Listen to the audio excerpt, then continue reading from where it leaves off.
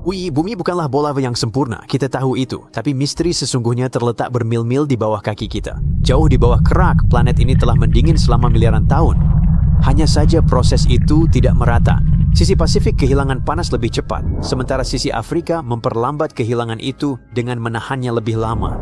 Perbedaan itulah yang membuat bumi tetap gelisah, dengan gempa bumi yang merobek tanah dan api vulkanik yang menembus permukaan. Bayangkan bumi seperti mesin raksasa yang telah dimatikan. Bagian luar mendingin lebih dulu, tapi jauh di dalam, panas masih bertahan. Panas internal itu adalah sisa energi dari saat planet ini terbentuk, dan sejak saat itu, panas tersebut perlahan-lahan berusaha keluar. Selama waktu yang lama, para ilmuwan berasumsi bahwa bumi kehilangan panas secara merata ke segala arah. Panas di tengah, perlahan mendingin di bagian lain. Namun ketika tim di Universitas Oslo menjalankan simulasi yang memutar balik waktu planet ini 400 juta tahun dan melacak kemana panas sebenarnya keluar, mereka melihat sesuatu yang sangat berbeda. Pendinginan itu sama sekali tidak simetris. Satu sisi planet ini mendingin lebih cepat daripada sisi lainnya. Perbedaannya sangat mencolok. Belahan Pasifik, sisi yang didominasi oleh samudera terbesar dan terdalam di dunia, telah mendingin sekitar 50 derajat Kelvin, yang kira-kira setara dengan 90 derajat Fahrenheit, lebih dingin dibandingkan sisi Afrika Eurasia. Alasannya pada dasarnya adalah isolasi. Afrika dan Eurasia berada di atas kerak benua kuno yang berlapis-lapis. Sisi Pasifik justru sebaliknya. Sebagian besar berupa lautan terletak di atas kerak yang jauh lebih tipis sehingga panas mudah keluar. Selain itu, air laut dingin di atasnya terus-menerus menarik panas keluar. Karena sisi Pasifik mendingin secara begitu cepat, batuan jauh di bawah tanah menjadi semakin berat dan tenggelam kembali ke arah inti bumi. Ini seperti sabuk konveyor raksasa yang bergerak sangat lambat, perlahan menyeret kerak bumi turun bersamanya. Material berat tenggelam. Saat tenggelam, material itu menarik tepi lempeng tektonik, menciptakan tekanan, palung, gempa bumi, dan rangkaian gunung berapi. Sebagian besar gempa bumi dan gunung berapi di bumi terjadi dalam sebuah lingkaran raksasa yang disebut cincin api. Disinilah dasar laut menjadi dingin, berat, dan tenggelam jauh ke dalam planet. Semua batuan yang tenggelam itu menempuh ribuan mil ke bawah hingga akhirnya menabrak struktur raksasa seukuran benua yang terletak tepat di dekat inti bumi. Para ilmuwan menyebutnya sebagai blob. Karena dasar laut yang berat terus-menerus jatuh di atasnya, blok Pasifik menjadi tertekan rata dan terjepit, duduk berat dan terkunci di tempatnya. Namun, setengah dunia lainnya justru melakukan hal yang sebaliknya. Di bawah Afrika, tidak banyak lempeng yang tenggelam untuk bertindak sebagai pemberat. Tanpa tekanan yang menahannya, blok Afrika bebas tumbuh tinggi dan ringan. Ia mendorong ke atas, mengangkat tanah dari bawah dan membentuk ulang seluruh benua. Pada kenyataannya, gelembung yang bergerak naik ke atas itu sudah mulai merobek permukaan bumi. Di Afrika Timur, sebuah retakan besar yang dikenal sebagai Great Rift Valley perlahan-lahan terbuka seiring tanah didorong dari bawah. Pada akhirnya, tekanan akan menjadi begitu besar sehingga Afrika benar-benar akan terbelah menjadi dua, memungkinkan lautan baru mengalir ke celah tersebut. Ada teori menarik yang menyatakan bahwa blob-blob ini sebenarnya mungkin adalah sisa-sisa dari planet kuno bernama Theia. Beberapa peneliti percaya bahwa Theia menabrak bumi miliaran tahun yang lalu dan sementara sebagian darinya terlepas membentuk bulan, beberapa bagian beratnya mungkin tenggelam jauh ke dalam planet kita.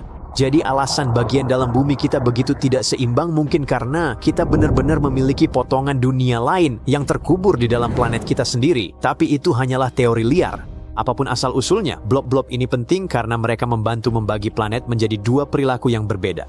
Di sisi Pasifik, lempeng-lempeng dingin terus tenggelam dan menumpuk. Di sisi sebaliknya, panas menumpuk jauh di dalam dan perlahan-lahan terdorong ke atas seiring waktu. Satu sisi didominasi oleh gerakan ke bawah, sisi lainnya oleh gerakan ke atas, dan ketidakseimbangan ini tidak berhenti di mantel. Ketidakseimbangan ini juga muncul di pusat planet karena inti dalam bumi masih terus tumbuh. Besi cair di sekitarnya secara bertahap menjadi padat dan menempel pada inti.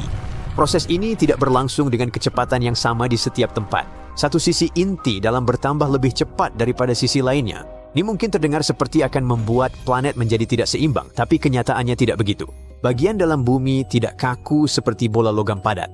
Seiring waktu, materi di dalamnya bisa perlahan-lahan bergerak. Gravitasi menarik segalanya ke pusat, membantu semuanya menjadi lebih rata dan menjaga inti tetap cukup bulat. Namun cukup bulat bukan berarti sempurna. Jika Anda ingin contoh nyata betapa tidak ratanya bagian dalam bumi, lihatlah Samudra Hindia. Di Di tempat yang masanya lebih banyak di bawah tanah, gravitasi menarik sedikit lebih kuat. Di tempat yang masanya lebih sedikit, tarikan gravitasinya juga lebih lemah. Di tengah Samudra Hindia, ada anomali besar yang disebut lubang gravitasi Samudra Hindia.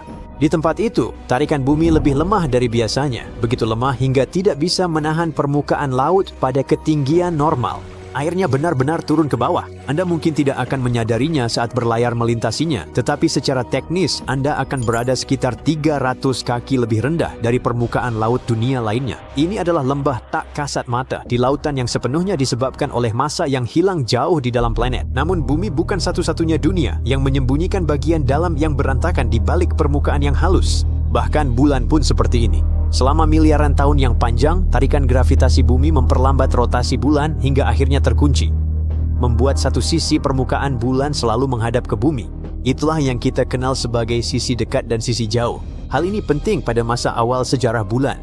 Sisi dekat selalu menghadap bumi, sementara sisi jauh selalu menghadap ke ruang angkasa yang dalam. Pengaturan jangka panjang itu memengaruhi bagaimana panas disimpan dan dilepaskan di dalam bulan. Ketika NASA memetakan gravitasi bulan menggunakan dua wahana antariksa bernama Grail, mereka mengukur sesuatu yang disebut angka Love. Ini adalah nilai yang memberitahu para ilmuwan seberapa besar sebuah planet atau bulan melentur di bawah pengaruh gravitasi. Angka Love bulan ternyata lebih tinggi dari yang diperkirakan, yang berarti bagian dalamnya lebih lunak dari seharusnya. Ketika para ilmuwan meneliti data gravitasi lebih dekat, mereka menemukan bahwa sebagian besar kelenturan ini berasal dari sisi yang menghadap bumi. Bagian dalam sisi dekat bulan lebih lunak dan lebih hangat, sedangkan sisi jauhnya lebih dingin dan lebih kaku. Pengukuran menunjukkan bahwa mantel sisi dekat jauh lebih panas dan lebih vulkanik. Perbedaan itu terlihat di permukaannya. Karena sisi dekat begitu panas dan lunak, lava kuno bisa dengan mudah menembus kerak dan membanjiri permukaan. Itulah yang menciptakan bercak-bercak besar dan gelap yang kita lihat di malam hari. Di sisi lain, sisi jauh tetap lebih dingin dan kaku, sehingga lava tidak pernah mengalir dengan cara yang sama. Kembali ke bumi, Samudra Pasifik memiliki keunikan lain yang patut disebutkan. Planet kita tidak hanya berputar, ia juga mengorbit matahari dengan kecepatan 66.000 mil per jam, dan seluruh tata surya bergerak melintasi galaksi layaknya mobil yang melaju menembus kawanan serangga. Dalam jangka waktu yang lama, benda-benda yang melayang dari ruang angkasa yang dalam lebih mungkin menabrak sisi bumi yang bergerak ke depan. Dan karena Samudra Pasifik menutupi sebagian besar sisi planet itu, secara alami ia menerima lebih banyak hantaman dibandingkan samudra atau benua yang lebih kecil. Hal ini menciptakan sebuah kebetulan yang aneh.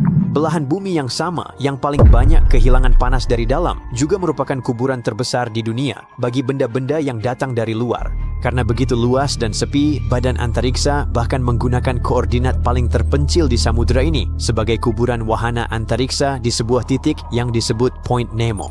Kita sengaja mengarahkan satelit dan stasiun luar angkasa besar seperti Mir untuk jatuh tepat di sana. Jadi Samudra Pasifik akhirnya menerima hantaman dari dua arah, secara tidak sengaja dari alam semesta dan secara sengaja dari kita. Bumi tidak pernah tenang, benua-benua bergerak, samudra-samudra terbuka dan tertutup. Dalam beberapa ratus juta tahun, peta akan terlihat sangat berbeda. Faktanya, Samudra Pasifik saat ini sedang menyusut. Pada akhirnya, benua Amerika mungkin akan bertabrakan dengan Asia, dan samudra baru harus mengambil alih peran sebagai radiator utama planet ini dan pelindung depannya. Namun, untuk saat ini, kita sebaiknya bersyukur atas samudra yang luas, dingin, dan kurang beruntung itu.